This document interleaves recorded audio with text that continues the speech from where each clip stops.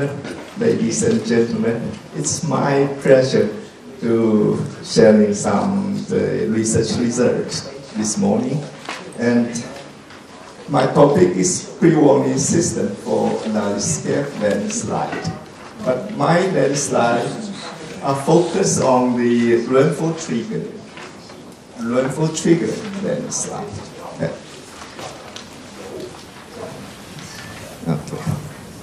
And this will be my outline, introduction, investigation, idea, triggering rainfall analysis, case study, and conclusion. First of all, the introduction. About the pre-warning system for large-scale landslide in Taiwan, the origin or the motivation will be the Typhoon Mola in 2009. And at that time, more than 500 people were killed in a very big landslide called Shaolin Village. And after that, the government, they need to do the mitigation or risk management, especially the warning system. But unfortunately, the mechanism of landslide are not so clear, like Professor Patsudo. We are not so clear about the mechanism, but we need to do the mitigation. So it is quite difficult. And about the definition of large-scale landslide in Taiwan as these three conditions. The first one is area bigger than 10 hectares, or not end, or the depth more than 10 meters, or the volume larger than this one. I think this definition is quite different with the deep-seated landslide, as Professor Patsudo you mentioned. A little different, I think, but this is the definition of large-scale landslide in Taiwan. And as you know, this is the safety factor, this is the time. And when the time passes, in the long-term view, the safety factor will decrease. Then when it decreases less than the 1.0, you will fail. But in the short term and long term, together, you can see the safety factor like this kind. So it is not so easy to do the warning system of the landslide, especially large-scale landslide. And geologists always say large-scale landslide case by case. But in my research, we found some common behavior of the large-scale landslide. So not only the individual characteristic, but I think they have some very, very common characteristic or behavior between the large-scale landslide. And this is the case study we call Lushan. It is a progressive valley or landslide. It is separate to several minor or major scarps in this landslide. It continues sliding or movement for more than 20 years.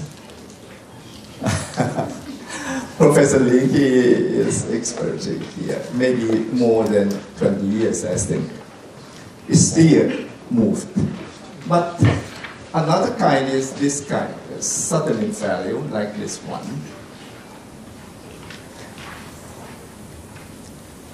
About the investigation of large-scale landslide in Taiwan,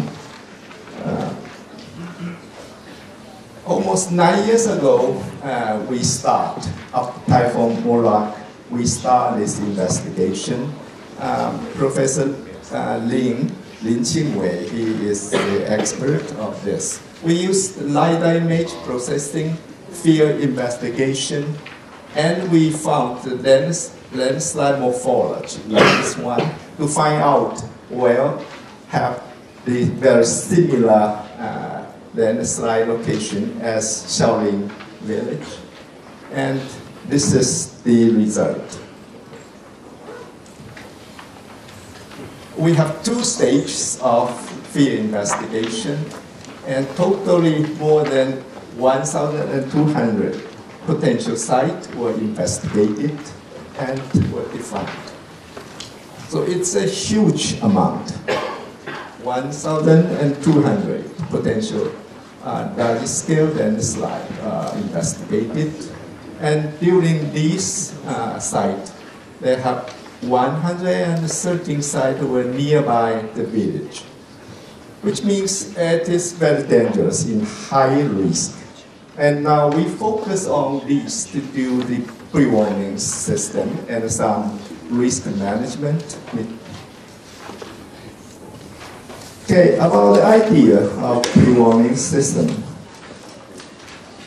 Actually, in these 9 years, we have done a lot of monitoring from the INSA image, satellite image, or remote sensing LiDAR, and the ground deformation or groundwater pressure. We did a lot of. But the more data we get, the more confusion we got also. Because all of the data, they are not so consistent. Why have such kind of situation?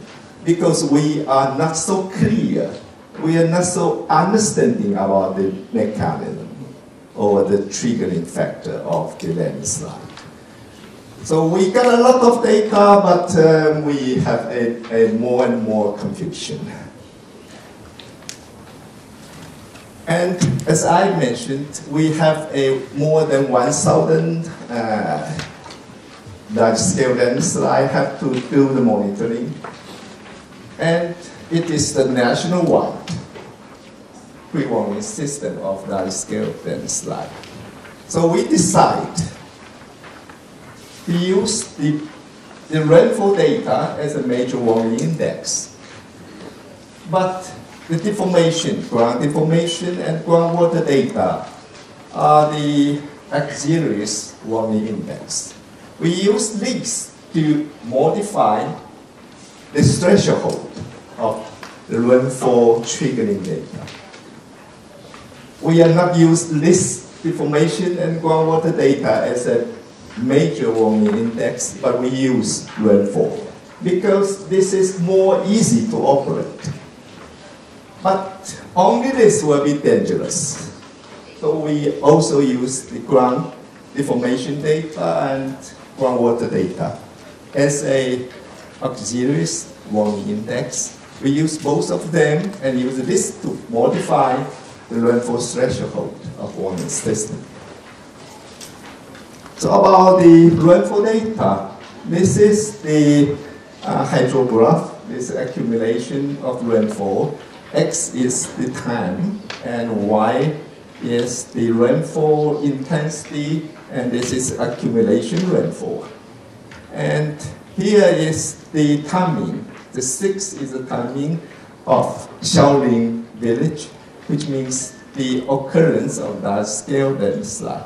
At that time, the accumulation rainfall is about 1,700 millimeters rainfall at this time.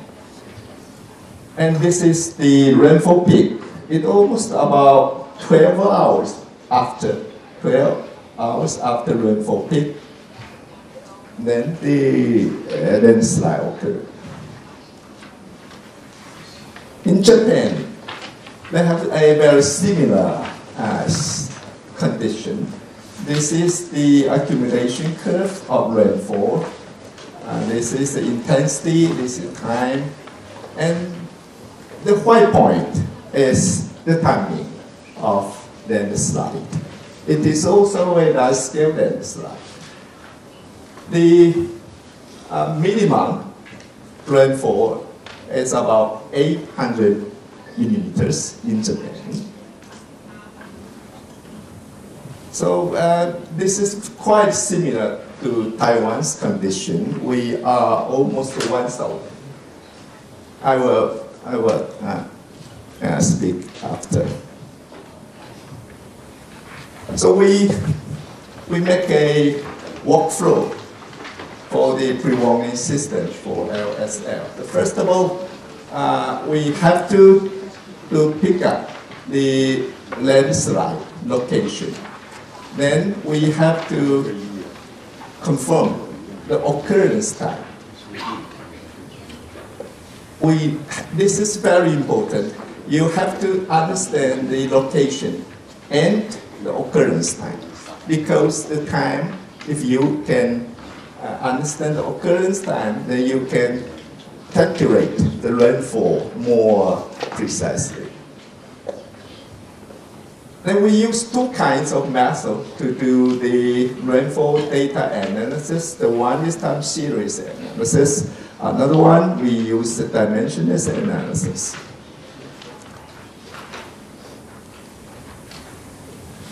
And the procedure of some very important parameters, how to determine the parameters.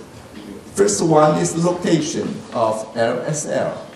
We use the satellite image to locate. And about the area of LSL, we use GIS software. And we pick up about 700 landslides, and include 300 newborn landslide and 400 about extended landslide. It's different. About the occurrence time of landslide, we have 8 cases in Typhoon Morak. The 8 cases is from the field survey. We make the interview of the victims. And we have only 8 cases. We can clearly understand the occurrence time.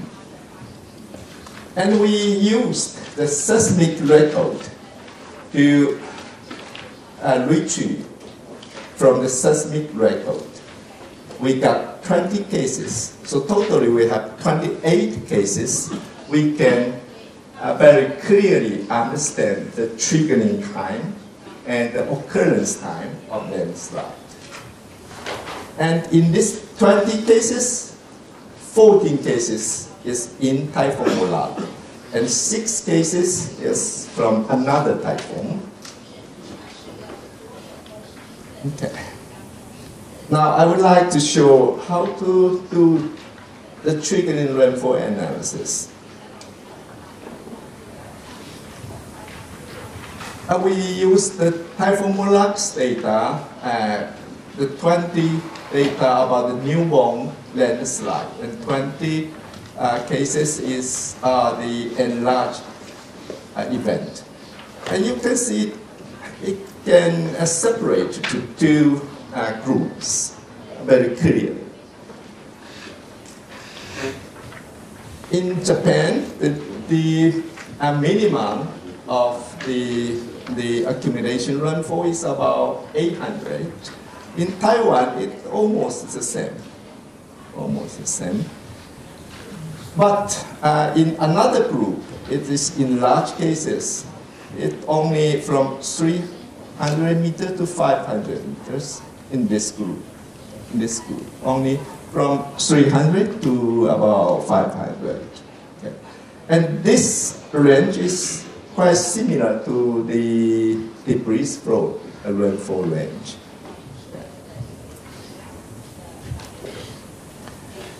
Now about the dimensionless rainfall, we provide 2 dimensionless parameters. 2 dimensionless parameters. The first one is R divided by D.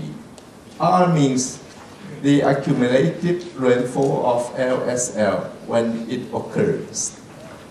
So we can say that R is a triggering rainfall depth. Triggering rainfall depth. And the rainfall data provided by Central Weather Bureau. And D is average landslide depth of LSL. And this D was evaluated by some empirical formula, something like this. And okay, if we have a more time, I can explain this. From the A is the landslide area, and V is its volume, and D is volume divided by A. So it is the average depth. We create these parameters. Another dimensionless parameter will be phi divided by theta. And theta is the average slope of ground surface of the LSL before it slides. And phi is we call equivalent friction angle. And this is also evaluated by an empirical formula, this one. Okay, and this is from 1973, have some geologists, they make a data collecting about the landslide height and its distance of its sliding. And we have this formula. We use this formula to provide phi. So this is the second dimensionless slope. The point is, we use these two dimensionless parameters here and here.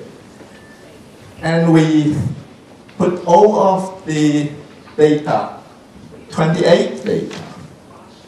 We can understand, we can get the clearly triggering time or the occurrence time. So you can see it's quite good in their relationship. Root mean square from 0.7 to 0.6, and it almost 0.6. And we have a lot of data in a different kind. About 5 years ago, we only 8 sites, but here now we got 28 sites. But even 28 sites or 8 sites, their root mean square is almost the same. Which means this is in Typhon-Molac data or not in Typhon-Molac. We integrate a lot of data here, but layer relation is almost the same. Okay. And what the meaning of this dimensionless parameters? Here is the upper boundary of the triggering rainfall, and beyond this is the dangerous zone occurrence of landslide. And lower than this, it will be non-occurrence domain. So we won't use this to do the pre-warning system, the threshold. If your rainfall is in this domain and it is in high risk of the landslide occurrence, if in this domain it will be lower risk of the occurrence. Okay, but how to validate of these parameters? We have 79 landslide events during Typhon-Molac.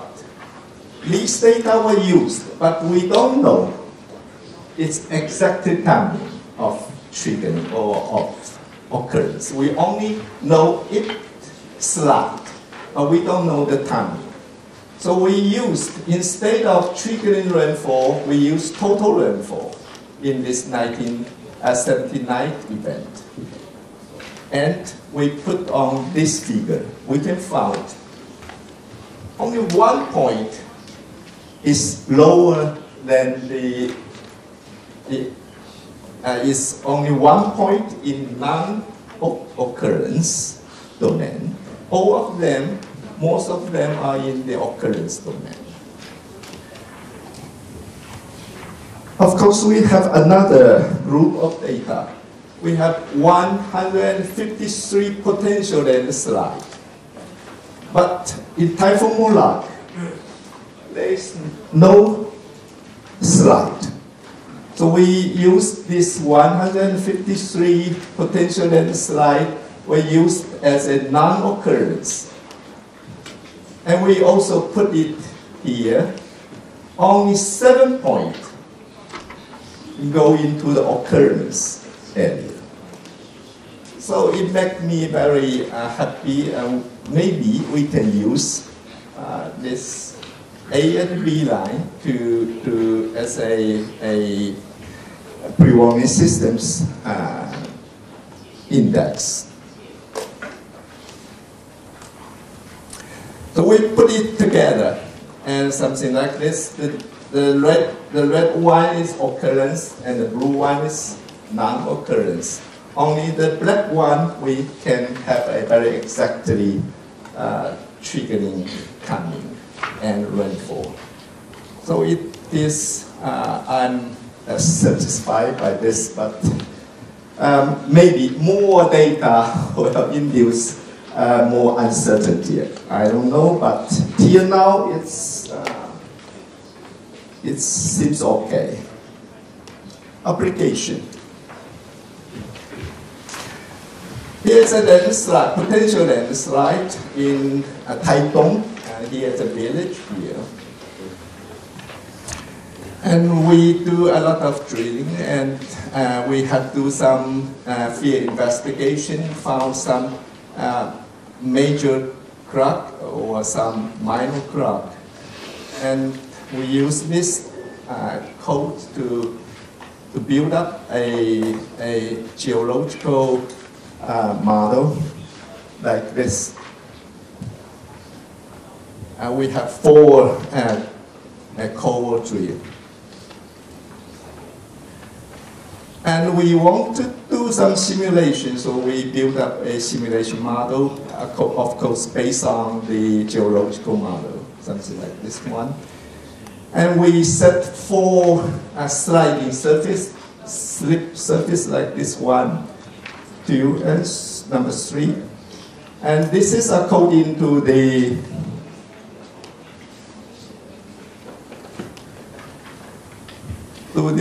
minor scarp, and the second one, and the main scarp here. So we put 3 scenarios to do the simulation, and we want to find out what kind of accumulated rainfall will induce the landslide.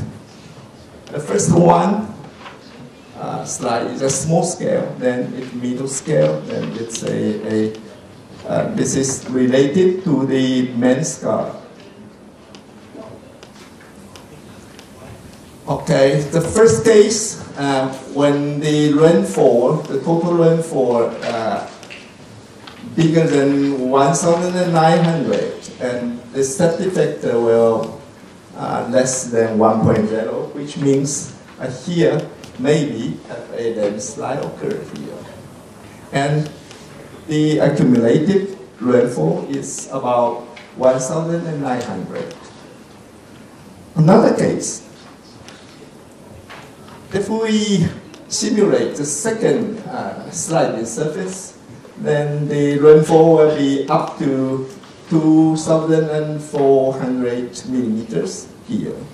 And the safety factor will less than 1.0. Okay. The last one is the biggest surface, sliding surface.